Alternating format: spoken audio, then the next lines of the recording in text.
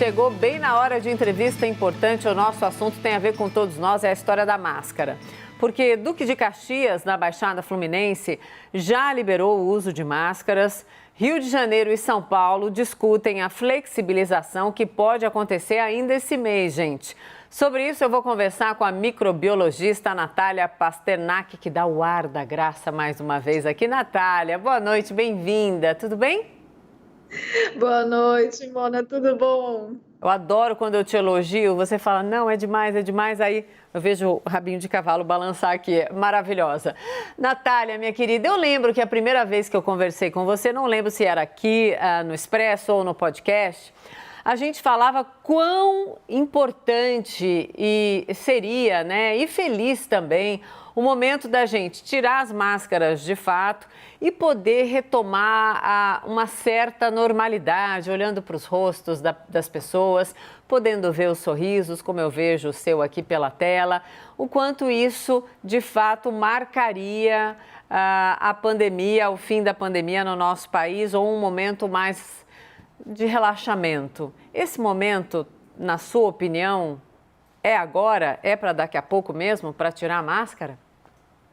Então, Mona, se você lembrar, a gente também comentava, e olha, isso faz desde realmente do meio do ano passado, Sim. que as máscaras iam ser a última medida a cair. Porque elas têm um benefício muito bom e um custo muito baixo. Elas não têm efeito colateral, não acontece nada com alguém por usar máscara. Não tem nenhum custo nisso. É só o custo da máscara e de lembrar de pôr a máscara. Então, é uma medida extremamente efetiva do ponto de vista de custo-benefício, porque ela é praticamente só benefício. Não custa nada usar uma máscara, não faz mal para ninguém, só pode fazer bem.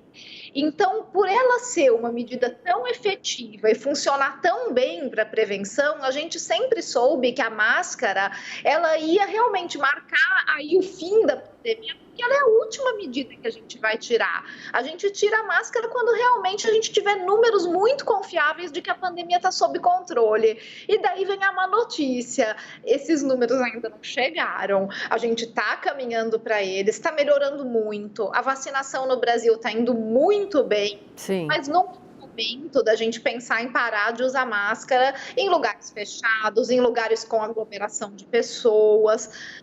Ainda vamos ter que usar máscara mais um pouquinho. Em lugares fechados tem que usar, e em locais abertos, você acha que dá para não usar? Porque essa sinalização das autoridades já começaria a liberar em locais abertos. O que você acha? O que você tem visto? Nós estamos, né, Natália, com as 2 doses da vacina ou aquela que tem a imunidade com uma dose só em mais de 44% do todo da população brasileira, né? Esse era um número agora de domingo, segunda-feira. Com base nessa constatação, dá para pensar em tirar, inclusive, nos ambientes abertos, por exemplo, um parque.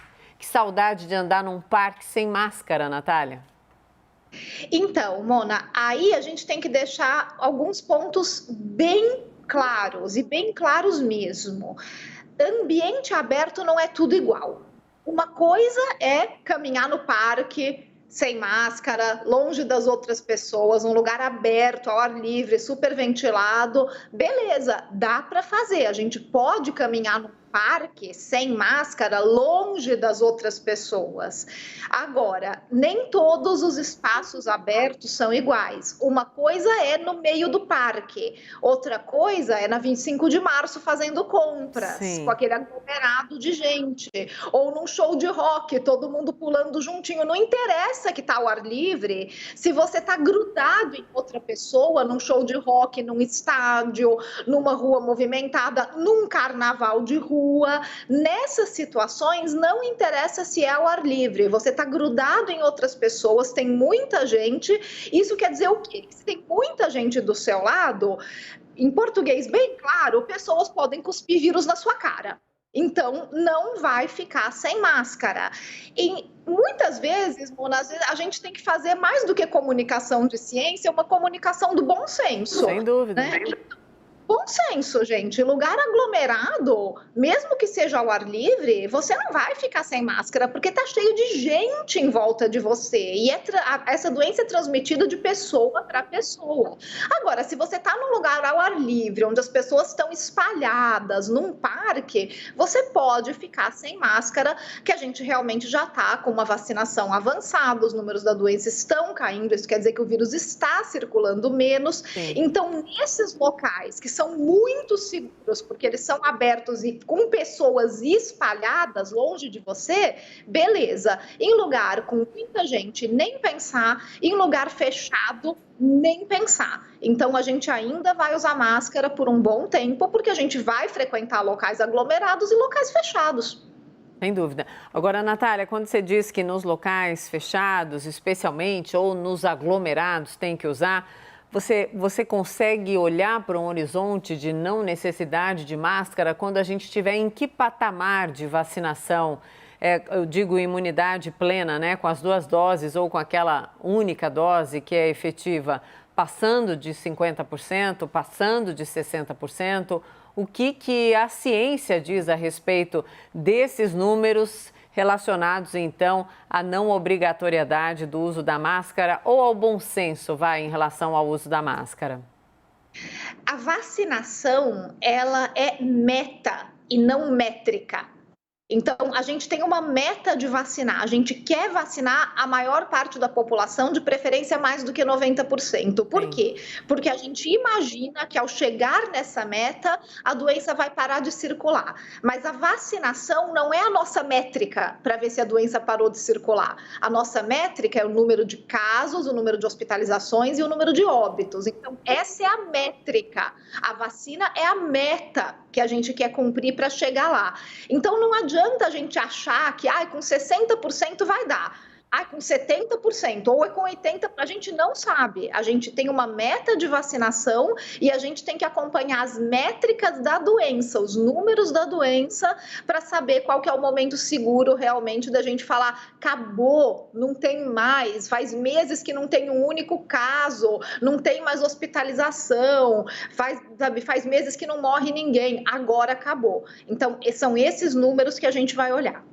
Sim, minha querida, quando eu vi essa notícia em relação ao que está já sendo aventado aí pelas autoridades, especialmente, né, em São Paulo, com essa circulação enorme, a Natália se referiu à Rua 25 de Março, para quem não é de São Paulo, apesar de ser tão famosa, é aquela rua que tem o comércio popular que é absolutamente cheia e que no Natal ali, quantas vezes fiz reportagem ali, aquela rua num único dia recebe mais de 1 milhão de pessoas, ou seja, é sim muita gente de perto uma da outra, ali batalhando pelo seu espaço, pela sua compra. Mas quando a gente fala do cenário no mundo, me lembro bastante quando todos os repórteres, a população, todo mundo tirando a máscara nos Estados Unidos, não precisa mais e de repente veio o susto. O que o exemplo dos Estados Unidos nos ensina para esse momento em que as autoridades brasileiras, várias delas, dizem que querem sim flexibilizar o uso da máscara, Natália?